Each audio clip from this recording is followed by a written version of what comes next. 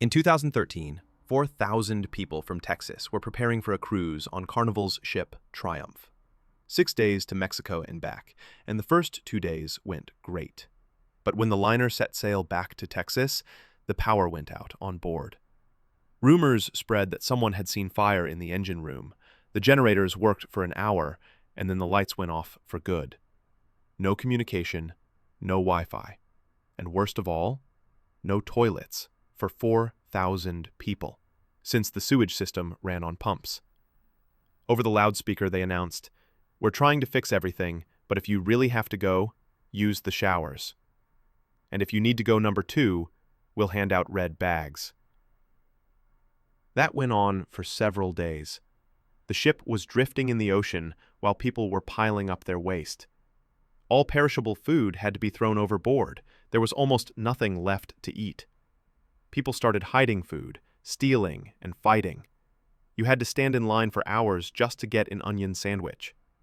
There was no air conditioning, the cabins were unbearably hot, and people began sleeping on deck. Then came the news. A tugboat was on its way from Mexico to tow them back. But by the time it arrived, the ship had already drifted 200 kilometers away from Mexico. It couldn't help them. Soon, another Carnival ship, the Legend, came by. It seemed like salvation, but it couldn't take on 4,000 passengers.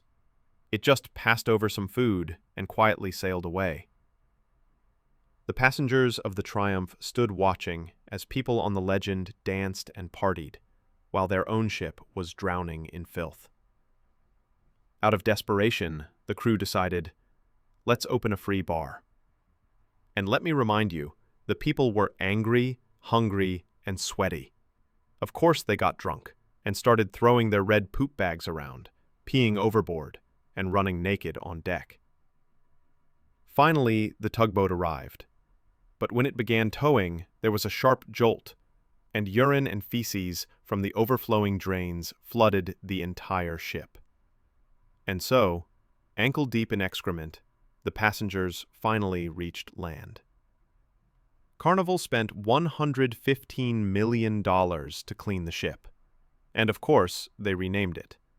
So if you ever find yourself